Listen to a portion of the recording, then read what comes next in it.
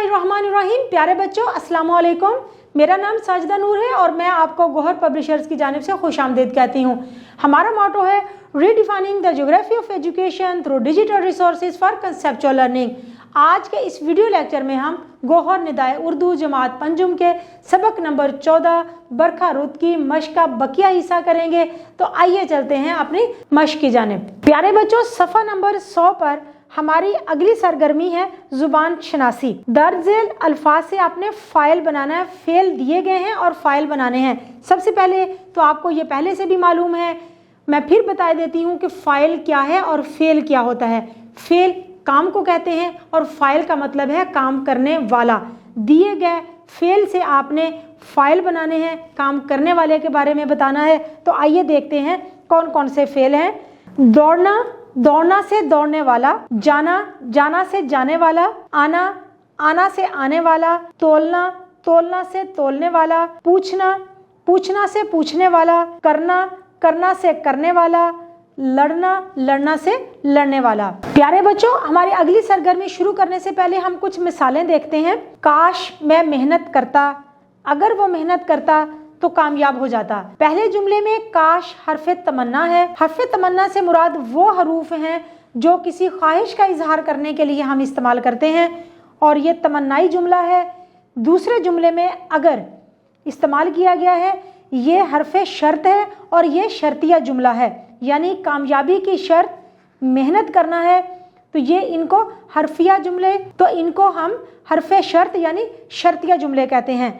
आपने इस तरह के तीन जुमले और बनाने हैं, यानी हरफ़े तमन्ना से तमन्नाई जुमले और हरफ़े शर्त से शर्तिया जुमले। तमन्नाई जुमला बनाएंगे हम, काश मैं उसके सामने झूठ ना बोलता। शर्तिया जुमला है, अगर मैं झूठ ना बोलता तो यूं रुसवा ना होता। तमन्नाई जुमला बनाएंगे, काश मैं पहले पहुंच जाता। शर्तिया जुमला, अगर मैं पहले पहुंच जाता तो गाड़ी मिल जाती। तमन्नाई जुमला है, काश मैं उसे सच बता देता। शर्तिया जुमला, अगर मैं सच बता देता तो बात इतनी ना बढ़ती। प्यारे बच्चों, हमारी अगली सरगर्मी है अल्फाज के जमा बनाएं। तो आइए देखते हैं जमा हम कैसे बनाएंगे। हुक्म से अहकाम, फ़र्ज से फ़राइज़, हक से हकूक, जुर्म से जराइम, आदत से आदात, इतला से इतलाआत, फेल से अफ़ाल और जज्बा से जज्बात। प्यारे बच्चों, हमारी अगली सरगर्मी है आओ नया लिखें। दर्ज झेल अशार को लय और आहंग से पढ़कर उनका मफहूम अपने अल्फाज में लिखना है। तो आइए देखते हैं अशार कौन से हैं। कुदरत की अजायबात की कान, आरिफों के लिए किताबे अरफान। सब्ज़े से है कोहो दश्त मामूर, है चारों तरफ बरस रहा नूर। अबर आया है घिर के आसमां पर, कलमे है खुशी के हर जुबां पर। तशरीह है, पहले शेर में शायर कहता है कि बरसात के मौसम में कुदरत के नज़ारे निखर कर सामने आते हैं और इन नज़ारों से वही लोग लुत्फ़ उठाते हैं जो इन नज़ारों से प्यार करते हैं। दूसरे शेर में शायर कहता है मौसम बरसात में जंगल और पहाड़ सब्ज़े से भर जाते हैं, हर तरफ लहलहाते दरख्त और सब्ज़ा और उस पर बरसती चांदनी जैसी फवार, लगता है चारों तरफ नूर फैला हुआ हो। बादलों और सियाह घटाओं को देखकर हर जी रूह खुशी के तराने गा रहा है। दर्ज झेल तस्वीर को देखकर एक कहानी लिखें। इन तस्वीर को गौर से आपने देखना है और फिर उसके बाद एक कहानी लिखनी है। तो आइए देखते हैं इन तस्वीर में क्या बयान किया गया है। पिछले साल हमारे गांव में खूब बारिशें हुई। तकरीबन 4 रोज़ की मुसलसल बारिश ने सैलाब की सूरत हाल पैदा कर दी। साथ ही साथ नहर का बंद टूटने से हर तरफ पानी ही पानी नज़र आने लगा। पानी की रफ्तार बहुत तेज़ थी, कोई भी चीज़ उसके सामने ठहर ना सकी।